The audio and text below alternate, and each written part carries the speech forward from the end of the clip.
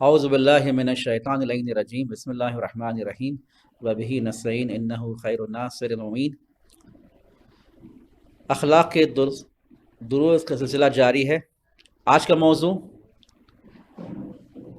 تفکر کے موضوعات، کن موضوعات پر انسان کو تفکر کرنا چاہیے، تعقل کرنا چاہیے، کنٹمپلیشن ٹاپکس۔ اس موضوع کے بارے میں آرائز پیش کرنے سے قبل ایک مثال آپ کے سامنے پیش کریں گے۔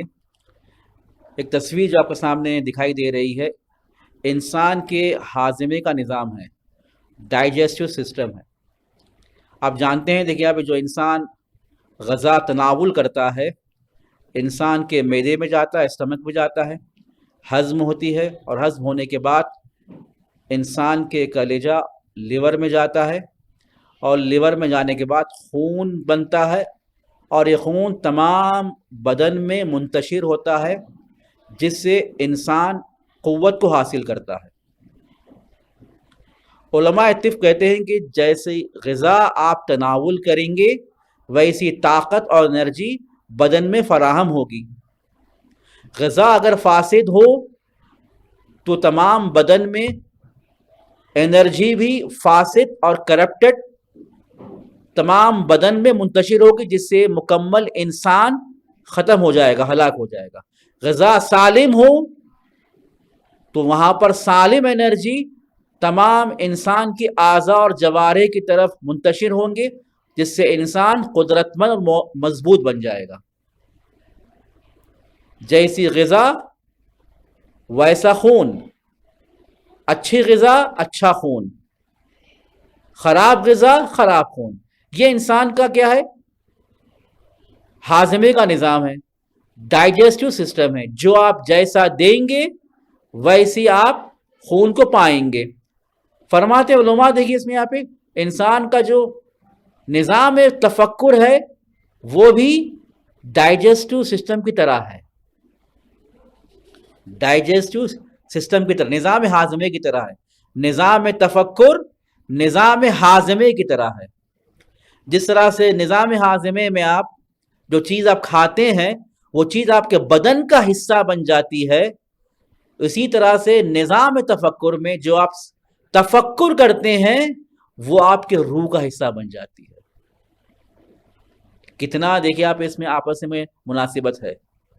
جیسی غذا آپ فراہم کرے وہ آپ کے بدن کا حصہ بن جائے گی۔ فاسد غذا، فاسد چیز آپ کے بدن کا حصہ بن جائے گی۔ سالم غذا، سالم چیز آپ کے بدن کا حصہ بن جائے گی۔ اسی طرح سے نظام تفکر میں اگر صحیح تفکر تو صحیح چیز آپ کے روح کا حصہ بن جائے گی۔ اگر تفکر غلط ہو تو غلط چیز ہمارے روح کا حصہ بن جاتی ہے۔ توجہ کر رہے ہیں یہاں پہ؟ اسی حوالے سے آپ کو ایک اور تصویر بیان کروں گا میں، ایک اور مثال کے ذریعے سے۔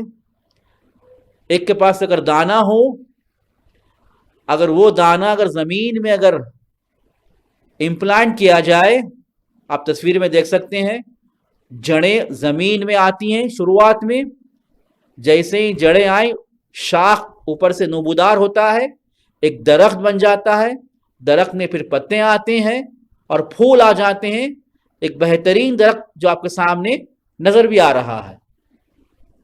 ایک دانہ تھا جو کسان کے ہاتھ میں تھا، جب بویا زمین میں، جڑیں زمین کے اندر جاتی ہیں، مضبوط ہوتی ہیں، اور ایک شاخ زمین کے اوپر سے نمودار ہو جاتی ہے، ایک درخت میں تبدیل ہو جاتی ہے۔ آپ نے یہ تصویر کو ملاحظہ کیا؟ اب اسی تصویر سے میں اپنی بات کو ثابت کروں گا کہ یہاں پر بھی تفکر ایک دانے کی طرح ہے. تفکر ایک دانے کی طرح ہے جو انسان کے ذہن میں امپلانٹ ہو رہا ہے، بویا جا رہا ہے، انسان کے ذہن میں بویا جا رہا ہے، اور اس کی جو جڑیں ہیں انسان کے دل تک جا پہنچتی ہے. جس طرح سے دانے کی جو جڑیں زمین کے عمق تک آتی ہے، تو یہاں پر بھی اس تفکر کی جڑیں انسان کے دل تک آتی ہیں. مثال ہے، اور آگے فرماتے ہیں کہ اس کے جو درخت ہیں اور اس کے میوے ہیں اور اس کے پھول ہیں عمل کی صورت میں نظر آتے ہیں، عمل کی صورت میں نظر آتے ہیں. اب یہاں پر آپ کہہ سکتے ہیں، آپ یہ جب یہ تفکر ایک دانے کی طرح ہے، اگر دانہ سالم ہو، صحیح ہو، تو یقیناً ارادے بھی مضبوط ہوں گے، ارادے بھی اچھے ہوں گے، اور اعمال اور ایکشنز بھی اچھے نظر آئیں گے. لیکن دانہ اگر کرپٹ ہو، فاسد ہو، تو ارادے بھی کرپٹ ہوئیں گے، اور جس کے نتیجے میں اعمال بھی اور افعال بھی کرپٹ نظر آئیں گے. تو پتہ چلا اگر ہم برے اعمال کو دیکھ رہے ہیں تو وہ برے افکار کا نتیجہ ہے، اچھے اعمال کو دیکھ رہے ہیں تو وہ اچھے افکار کا نتیجہ ہے.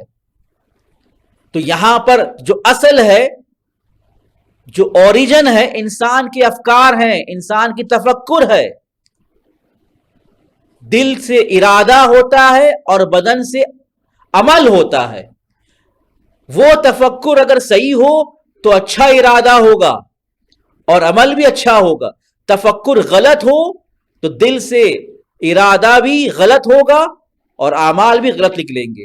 اسی مطلب کی طرف ہمارے پہلے امام امیر المومنین علی ابن ابی طالب فرماتے ہیں، جو انسان بیشتر گناہ کا تفکر کرتا ہو، گناہ کے بارے میں فکر کرتا ہو، تو امام فرماتے ہیں کہ آخر کار وہ گناہ کے چنگل میں مبتلا ہو جائے گا. کہاں سے آغاز کیا ہے؟ وہ آغاز کیا ہے؟ وہ صرف وہ گناہ کے بارے میں سوچ رہا تھا. یہ سوچنا اسے آخر کار گناہ کے چنگل میں، زندان میں اسے گرفتار کر دے گا.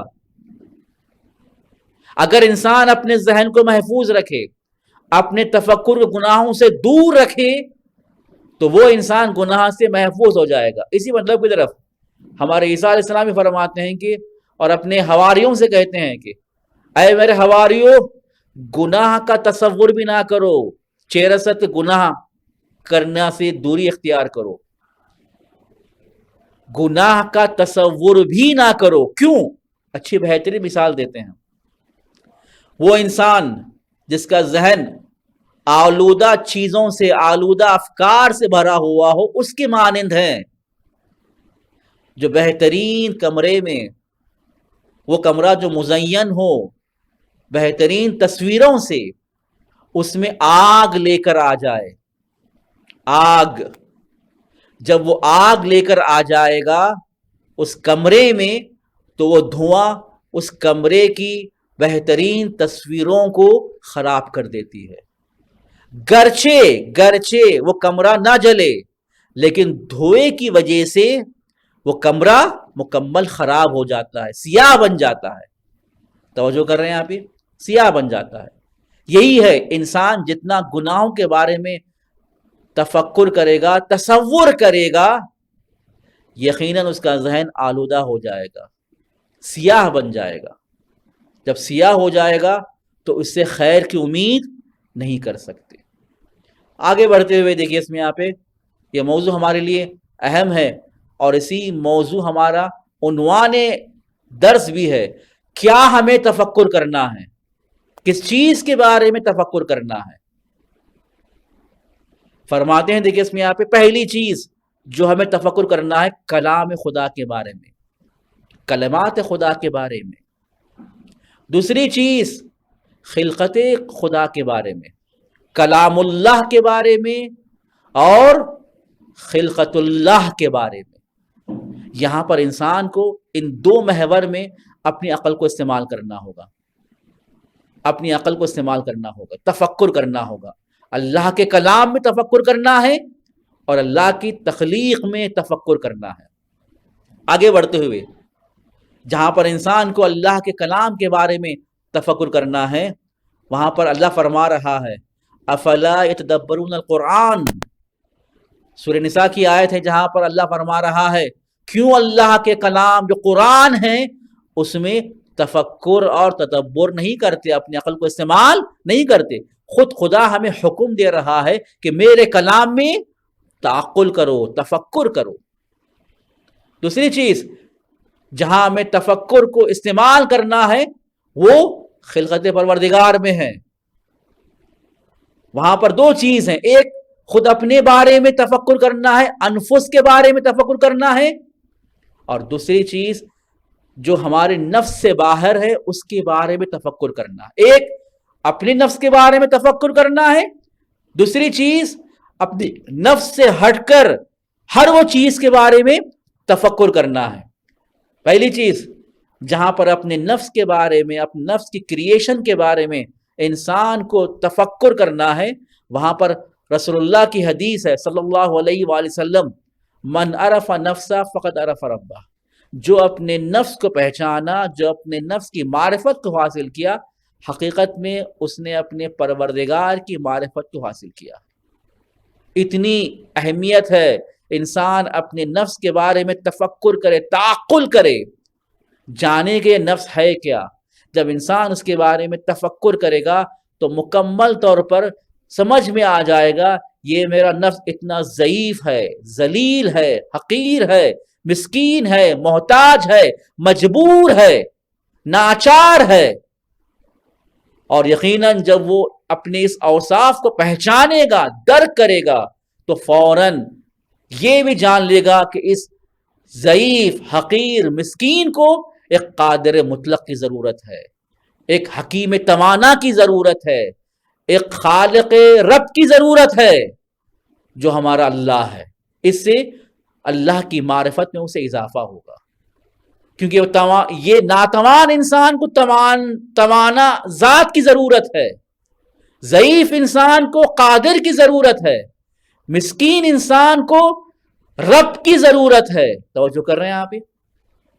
اس سے یہاں پر جتنی اپنی معرفت حاصل کرے گا، اپنی اس احتیاج، اپنی ضرورت مند ہونے کو وہ پہچانتا جائے گا، اتنا ہی اللہ کی معرفت میں اسے اضافہ ہوتا جائے گا۔ اب دوسرا محور جہاں پر اپنے نفس کے علاوہ اسے تفکر کرنا ہے، اس کے بھی دو ٹائپس ہیں۔ پہلی ٹائپ یونیورس کے بارے میں، کائنات کے بارے میں، آفاق کے بارے میں تفکر کرنا، اور دوسری چیز جہاں پر انسان کو تفکر کرنا ہے وہ تاریخ کے بارے میں، اپنے نفس سے ہٹ کر آفاق میں اور تاریخ میں۔ اب آپ کو مثال تصویری موجود ہے جہاں پر انسان کہکشاں کو دیکھ رہا ہے، اس نظام یونیورس کو دیکھ رہا ہے، آپس میں کتنا آپس میں نظم پایا جاتا ہے، آپس میں ہارمونی پائی جاتی ہے، آپس میں ایک نظام ہے، ہر ستارے، ہر پلانٹ، ہر گیلیکسی اپنے محور پر گامزن حرکت میں ہے، آپس میں کوئی کولیجن نہیں ہے، آپس میں کوئی ٹکراؤ نہیں ہے۔ اس نظام کو دیکھ کر انسان سمجھ جاتا ہے کہ اس نظام کو چلانے والا کوئی ناظم ہے، حکیم ہے، علیم ہے، وہ ہمارے پروردگار کی ذات ہے۔ اسی مطلب کی طرف قرآن کی آیت ہے اِنَّ فِي خَلْقِ السَّمَاوَاتِ وَالْأَرْضِ وَاخْتِلَافِ اللَّيْلِ وَالنَّهَارِ لِآيَاتٍ لِأُولِي الْأَلْبَابِ، اللہ نے سماوات اور زمین کی خلقت میں، دن اور روز کے اختلاف میں، صاحبان خرد، صاحبان عقل کے لیے جو سوچتے ہیں، تفکر کرتے ہیں، نشانیاں قرار دیا ہے۔ جب وہ تمام کائنات کو دیکھتے ہیں اور نظم کو دیکھتے ہیں تو خدا کی تدبیر انہیں سمجھ میں آتی ہے، خدا کا نظم سمجھ میں آتا ہے، خدا کی حکمت سمجھ میں آتی ہے۔ یہ پہلی چیز۔ دوسری چیز، جب انسان تاریخ کے منظر کو دیکھتا ہے، گزشتہ لوگوں کے آثار کو دیکھتا ہے، توجہ کیجیے آپ، وہاں پر ان کے بارے میں تفکر کرتا ہے، ان کے حالات کے بارے میں غور و فکر کرتا ہے، تو انسان ان کی زندگیوں سے عبرت حاصل کرتا ہے، सबक हासिल करता है, वो रास्ते जो अच्छे थे उन्हें अपनाता है, वो रास्ते जो बुरे थे उनसे दूरी अख्तियार करता है। यकीनन तारीख हमारे लिए बेहतरीन नमूना है उन लोगों के लिए जो अपनी अक्ल को इस्तेमाल करते हैं। उनमें ऐसी निशानियां पाई जाती हैं जिससे इंसान अपनी जिंदगी को सुधार सकता है, कामिल कर सकता है, अपनी इस्लाह कर सकता है, अपने आप को कमाल तक पहुंचा सकता है। इसी मतलब की तरफ कुरान की आयत है जहां पर अल्लाह ताला फरमा रहा है, क़द खलत मिन क़ब्लिकुम सुननुन फसीरु फिल अर्ज़, तुमसे कब्ल ऐसी लोगों की सुन्नतें गुजर चुकी है, उन सीरतों के बारे में तुम सैर करो, जमीन पर सैर करो। फंजुर कैफ कान आक़िबतुल मुकज़्ज़िबीन, और ये देखो जो लोग झुटलाए थे अल्लाह को, उनकी आक़िबत क्या हुई, उनका अंजाम क्या हुआ। जब ये मंजरों को देखोगे जो अल्लाह को झुटलाए थे, फिरौन की शक्ल में, शद्दाद की शक्ल में, नमरूद की शक्ल में, यजीद की शक्ल में, तो यकीनन उसे इल्म आ जाएगा खुदा उनके साथ क्या किया, क्या बर्ताव किया। और साथ ही साथ मुस्लिहीन के बारे में जब देखेगा, चाहे वो इब्राहीम हो, चाहे नूह हो, मूसा हो, ईसा हो, हजरत रसूल हो, आइम्मा की जात हो, उनके बारे में देखेगा तो अपने लिए रोल मॉडल और उसवे हसना को पाएगा और अपनी जिंदगी को बेहतरीन तरीके से सुधारेगा। वल्हम्दुलिल्लाहि रब्बिल आलमीन।